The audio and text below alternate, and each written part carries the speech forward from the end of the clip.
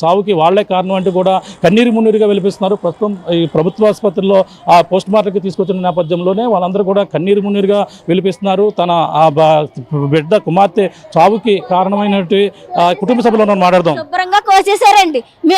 మమ్మల్ని నిన్న చూడనివ్వలేదండి, కోసేశారండి. ఎక్కడికక్కడ కోసారండి. ఇప్పుడు లోపలికి డాక్టర్లు తీసుకెళ్తుంటే చూసామండి. పిల్లని కూడా గీరేశారండి.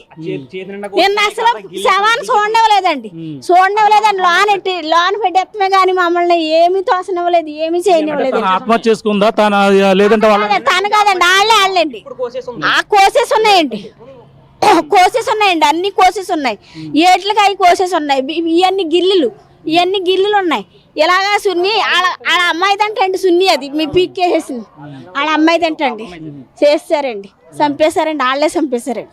బాబుని కూడా చంపేశారండి వాళ్ళే. బాబుకి కూడా ముక్కు కాడ ఇలా పెట్టి నొక్కెత్తే, ఇలా పెట్టి గుచ్చెత్తే గిల్లులు ఉన్నాయండి. గిల్లులు చిన్న పిల్లోడు 3వ సంవత్సరం 4వ సంవత్సరం వచ్చిందండి. ఆ పిల్లోడిని గిల్లేశారండి శుభ్రంగా. ఇప్పుడే చూసామండి. ఇప్పుడు మేనత్తనండి, మేనగాళ్ళు గిల్లేశారండి. అస్సలు బాబోయ్ మేము చూడలేకపోయామండి. మాకు అలాంటివి తెలియవండి. ఇలా చేశారేటండి బాబు. వెళ్ళండి, వాళ్ళు చెప్తారు. ఇలా వీళ్ళంతా కూడా పలు అనుమానాలు అయితే రేకెత్తిస్తున్నారు. ఎవరైతే తన కుమార్తెకైతే తన ఆత్మహత్య చేసుకోలేదు, ఒంటి మీద గీతలు ఉన్నాయి, రకరకాల అవన్నీ కూడా గాయాలు ఉన్నాయంటూ కూడా వాళ్ళంతా కూడా చెప్పుకొస్తున్నటువంటి పరిస్థితి ఉంది. ఇక్కడ బంధువులు ఉన్నారు, మాట్లాడే ప్రయత్నం. చెప్పండి, మీకు ఎటువంటి అనుమానాలు ఉన్నాయి? తన ఆత్మహత్య చేసుకుంది, కుర్రోడికి ప్లాస్టిక్ చనిపోయిందని అని పోలీసులు చెప్తున్నారు కదా, దీని ఎలా చూడాలి? ఎస్ సార్, యాక్చువల్గా అది నిన్న జరిగినప్పటి నుంచి మాకు బాడీ చూపించలేదు, మేము బాడీ చూడలేదు. జస్ట్ ఇప్పుడు మా ఐస్ బాక్స్ నుంచి బయటికి తీసుకొచ్చేటప్పుడు ఒకసారి చూస్తామంటే దగ్గరికి పంపించారు. దగ్గరికి వెళ్ళి చూసేసరికి ఆ అమ్మాయి చేతి నిండా కట్స్ ఉన్నాయి, ఇక్కడంతా రక్కేసి ఉన్నాయి. మేము ఒక వీడియో తీసుకుంటాం, మాకు ప్రూఫ్ కావాలి అంటే పోలీసు డినై చేశారు. సో ఇప్పుడు అక్కడ తీసుకెళ్ళిన తర్వాత వాళ్ళు ఇక్కడ సాక్ష్యాలను మార్చినా కూడా మేము ఏం చేయలేము. మాకు ఆ వీడియో కావాలి అని ఒక మాట అడిగితే వాళ్ళు వీడియో ఇవ్వట్లేదు. ఆ అమ్మాయికి చేతి నిండా ఘాట్లు ఉన్నాయి. అప్పటికే అమ్మాయి కెమెరా సీసీటీవీ ఫుటేజ్ చెక్ చేయండి అని చెప్పింది మాకు. ఆ చెప్పిన సీసీటీవీ ఫుటేజ్ ఇవ్వమన్నా కూడా వీళ్ళు ఏం మాకు కోఆపరేట్ చేయట్లేదు. ఇక్కడ ఏదైనా కాంప్రమైజ్ ఉందో ఏంటో మాకు తెలియట్లేదు. ఆ అమ్మాయి చేతి నిండా అయితే కట్లు ఉన్నాయి, దానికి మాకు జస్టిఫికేషన్ కావాలి. మేము ఇవాళ వరకు మేము కూడా సూసైడ్ అనుకున్నాం, ఎందుకంటే లోపల ట్యాపులు పెట్టుంది సూసైడ్ అనే మేము అదే భ్రమలో ఉన్నాము, ఏడుస్తున్నాము. కానీ మాకు ఇప్పుడు ఫ్రెష్గా తెలిసింది ఏంటంటే అమ్మాయి చేతి నిండా కట్స్ ఉన్నాయి. ఆ కట్స్ ఎందుకు వచ్చినాయి మాకు దానికి చనిపోయే ముందు వాయిస్ రికార్డ్ కూడా పంపించిందని అంటున్నారు. అందులో ఏమున్నాయి? వాయిస్ రికార్డ్స్లో మా అత్త మామూలు మమ్మల్ని హెరాస్ చేయడం వల్ల నేను తట్టుకోలేక చచ్చిపోతానని అని పెట్టుంది సార్. అత్తగారు ఆడపడుచు నన్ను హెరాస్ చేస్తున్నారు అని చెప్పి నా బిడ్డకి నాకు రక్షణ లేదు, మేము ఇలా అయితే బతకలేమని చెప్పేసి చెప్పింది. సో అదే పెట్టుంది. ఇప్పుడైతే మాకు ఇప్పుడు తెలిసింది ఏంటంటే ఆమె చేతి నిండా కట్స్ ఉన్నాయి. ఆ కట్స్ ఏంటి, ఎందుకు వచ్చినాయి? మొహం మీద గిల్లులు ఉన్నాయి. ఇక్కడ ఆ గీర్లు ఏంటి, వాటికి జస్టిఫికేషన్ కావాలి. మాకు వీళ్ళు చెప్తారో లేదో మేము చూస్తామండి. అసలు అప్పుడు ఇద్దరికి పెళ్లి అన్నలు అవుతుంది, ఎందుకు ఈ విధంగా జరిగింది అనుకుంటా? 4 సంవత్సరాలు 5వ సంవత్సరం బాబు. ఆ పిల్లను మాత్రం చాలా బాధలు పెట్టండి ఆయన. లాస్ట్కి అత్తగారు ఆడపడుచు రెక్కేసి సోకులు ఇచ్చి కోసేశారు బాబు. ఇప్పుడే చూసాం, నిన్ను చూడడం లేదు వాళ్ళు మమ్మల్ని చూడడం లేదు బాబు. బంగారు లాంటి పెట్టు బాబు, బంగారం తండ్రి బాబు. బోళ్ళు చదువు కష్టపడి చదివించుకుంది ఆడపడుచుని, ఆ మూర్ఖుడు చేతిలో పెట్టేసింది బాబు. నా ఆడపడుచు తీసుకెళ్ళి మూర్ఖుడు చేతిలో పెట్టా బాబు. చాలా బాధలు పెట్టేశారు పిల్లని. అయినా భర్త మారుతాడు, కాపురం చేసుకోవాలా, భర్త మారుతాడు, కాపురం చేసుకోవాలా. నా భర్త పంపాడు బాబోయ్, నా భర్త గారు నా భర్త పంపించారు బాబోయ్. ప్రేమగా 10 రోజులు చూసి చంపేశారు బాబు పిల్లను. ఇప్పుడు ఎంత జరిగినా అప్పటికే రాలేదు. ఆ గదిలో చాకు కూడా ఉందండి. నేనే ప్రత్యక్ష సాక్షిని. అమ్మాయి బాడీని నేనే కిందకి దించుకున్నాను వదిన గారిని. ఆ పిల్ల చేతి నిండా రక్కులు, దవడి నిండా దెబ్బలు, ఇంకా లోపల కూడా ఉంటాయి. మమ్మల్ని ఇంకా ఏం చూసుకొని ఇవ్వలేదు. ఇప్పుడు బాడీని మార్చి తీసుకురాగానే చూడగానే అవి ఉన్నాయి. ఆ పిల్లని ఆడపడుచు అత్తగారు వాళ్ళ ఇంట్లో ఉన్న వాళ్ళు 2 ఆడోళ్లే, మగవాళ్ళు అయితే లేరు. ఆ పిల్లని హింస పెట్టి వాళ్ళే చంపేసి కావాలని అక్కడ ఉరి తీసుకున్న విధానాన్ని ఒకసారి చూడండి. 3 రింగుల కింద కట్టున్నాయి, చున్నీ ఒకటి ఇంకోటి. ఆ బట్టలు కూడా అమ్మాయో కాదో మీరు ఒకసారి ఇన్వెస్టిగేషన్ చేసి మాకు న్యాయం జరిపించండి చాలు. కూడా మేము వెళ్ళేటప్పటికి మేము వెళ్ళేటప్పటికి మొత్తం ఇదంతా కూడా ప్లాస్టర్ వేసేసారు. అది బ్యాండేజ్ చేసుకుని ప్లాస్టర్ ఎక్కడ వరకు వేసేసారు. ఈ ముక్కు కూడా కవర్ చేశారు. ఆ పిల్లోడు నిద్రలో కొట్టుకుని ప్రాణం వెలువలాడి చచ్చిపోయి ఉంటాడు. అది కూడా ఈ ఎదవలే చేసి ఉంటారు.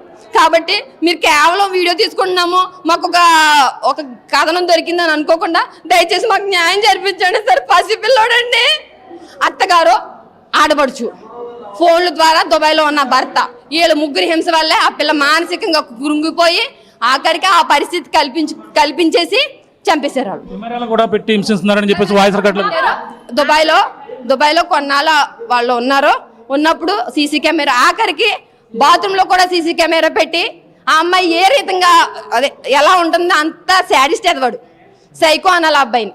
అంత హింస పెట్టినా కూడా కాపురం ఆడపిల్లని మా ఫ్యామిలీ కుటుంబంతో కాకుండా బయటికి రాకుండా ఉంది, ఎవరిని ఇబ్బంది పెట్టకూడదని భరించింది. కొంతకాలం బాధపడ్డాము, తర్వాత సెటిల్మెంట్ చేసాము, పంపించాము. అదే దూరంలో ఉన్నాడు ఆ అబ్బాయి, పంపించాము. పెద్దలను కూడా పంపించాము. ఆ ఊరు పెద్దలు కొంతమంది వచ్చారు. మీకు సాధ్యమైతే వాళ్ళు కూడా తీసుకొచ్చి మమ్మల్ని ఎలాగా మీరు అడుగుతున్నారో వాళ్ళని కూడా అడిగి ఎవరికి న్యాయం జరిపించాలో జరిపించమని కోరుచున్నాం. పోలీస్ స్టేషన్ ఇంకా ఇన్వెస్టిగేషన్ చేయాలమ్మా, కంగారు పడకండి అంటున్నారు. నిన్న 8:30కి సంఘటన జరిగింది. ఆ అబ్బాయి దుబాయ్ నుంచి రాలేదు, పోలీసులకి ఇంకా ఏం తెలియదు అంటున్నారు. వాళ్ళ అమ్మ పెళ్ళికొడుకు వాళ్ళ అమ్మ శాంతి కుమారి రాజాల శాంతి, ఆడపడుచు పేరు అయితే నాకు తెలీదు, మెరిసి. వాళ్ళిద్దరు ఇంట్లో ఉన్నారు. ఆ పిల్లని అయితే ఈ దవడ మీద కొట్టడం, ఈ రంకులు, ఈ చేతులుగా అవన్నీ కూడా వాళ్ళే చేస్తుంటారు. ఎందుకంటే ఆ అమ్మాయి అంత ఇలా కొట్టుకుని ఇలా రక్కుకుని అంత పిచ్చిది అయితే కాదు. కాబట్టి అక్కడ ఆ పరిస్థితి కల్పించి ఆ పిల్లని చంపేసి వాళ్ళే ఏలాడగట్టేసి లోపల నుంచి లాక్ చేసేసి. ఇంకో విషయం ఏంటంటే, నేను లోపలికి వెళ్ళేటప్పటికి పోలీసులకు ఇన్ఫార్మ్ చేసేటప్పటికి కూడా మీరు ఎక్కడ ఉంటారు? మీరు ఎక్కడి నుంచి ఎక్కడికి వెళ్ళారు? మాది సీతానగరం మండలం ఉండేశ్వరపురం అండి. నేను ఆ ఇంటికి రమ్యకి పెద్దోదిని గారిని, రమ్యకి 2 అన్నయ్యలు, పెద్దోదిని గారిని. మాకు మా అత్తగారు రోజు వాళ్ళ అమ్మాయికి ఫోన్ చేసి మాట్లాడుకుంటుంటే 8:30కి ఫోన్ చేస్తే ఫోన్ ఎత్తలేదంట. ఎత్తపోతే వెంటనే రమ్య వాళ్ళ అత్తగారికి ఫోన్ చేసి ఏంటమ్మా మా అమ్మాయి ఫోన్ ఎత్తట్లేదని అడిగితే పడుకుని లేవలేదమ్మా అన్నారంట. అప్పటికి ఇది జరిగిపోయిందో ఏమైందో మనకు రూమ్లో అయితే తెలీదు. మళ్ళీ మా అత్తయ్య గారే ఫోన్ చేసుకుంటే మళ్ళీ ఫోన్ ఎత్తలేదండి. మళ్ళీ ఆ రమ్య అత్తగారికి ఫోన్ చేసి రెండోసారి మా అమ్మాయి ఇంకా ఫోన్ ఎత్తట్లేదు ఏంటంటే, ఇంకేముంది ఊరేసుకుని ఏలాడుతుంది అని చెప్పి ఫోన్ కట్ చేసిందంట. కట్ చేయగానే ఇంక మేమందరం గబగబా అత్తయ్య గారు ఆటోలో కారులో పెట్టుకున్నారు. నేను నా భర్త కలిసి ఊరికి ముందు వచ్చేసాం. ఇవన్నీ చూసి ఆ పిల్లని ఎత్తుకుని కిందకి దించుకునే పరిస్థితి నాకు వచ్చింది. ఆ పిల్ల వచ్చేటప్పటికి ఇలా ఉంది, ఫ్యాన్ రెక్ ఇలా ఉంది, పైన సీలింగ్ కొంచెం ఊడింది. ఇంకో విషయం ఏంటంటే, ఆ పిల్ల ఇంతే ఉంటుందండి, ఆ ఫ్యాన్ రెక్ అందదు. స్టూల్ ఒకటి పెట్టారు, పక్కన ఇంత చాకు ఒకటి పెట్టారు. ఆ చాకుతో ఆ పిల్ల కోసేసుకున్నట్టు పెట్టారు. దాని మీద వేలుముద్రలు ఎవరి ఉన్నాయో మనకు తెలీదు. ఆ వేలుముద్రలో కూడా చాకులు, ల్యాప్టాప్లు అవి కూడా తీసుకున్నారు. నేను అనేది ఏంటంటే, సారాలు రాకముందే, పోలీసులు రాకముందే వాళ్ళు డోర్ని బ్రేక్ చేసినప్పుడు ఏమైనా ఆధారాలు దొరుకుంటే అత్తగారు, ఆడబడుచు, చుట్టుపక్కల వాళ్ళు ఎవరైనా జాగ్రత్త పెట్టుకుని ఉండొచ్చు. అది మా అనుమానం. వాయిస్ రికార్డులో అయితే ఆ అబ్బాయితో నాకు హింస ఉందమ్మా, నేను భరించలేకపోతున్నాను. అత్తగారు, ఆడపడుచు ఈ అబ్బాయితో ఫస్ట్ నుంచి పడుతున్నాను, ఇంకా నా ఓపిక నశించిందమ్మా, సారీ అమ్మా. శరత్ గారు, నేను చెప్పిన మాట నేను వెళ్ళలేదు. నా ఇష్టపూర్వకంగా అబ్బాయిని పెళ్లి చేసుకుని వచ్చాను. అది నేను చేసిన పొరపాటు. ఏదైనా తప్పు ఉంటే క్షమించమ్మా. అని 5:30కి అదే లాస్ట్ మెసేజ్ అండి. మా దరిద్రం కనీసం 5ంటికి చూసుకున్న పరిగెత్తుకొచ్చి నా కూతురు కాపాడుకుందాం. అప్పటికి ఈ పిల్లని కొట్టేశారు.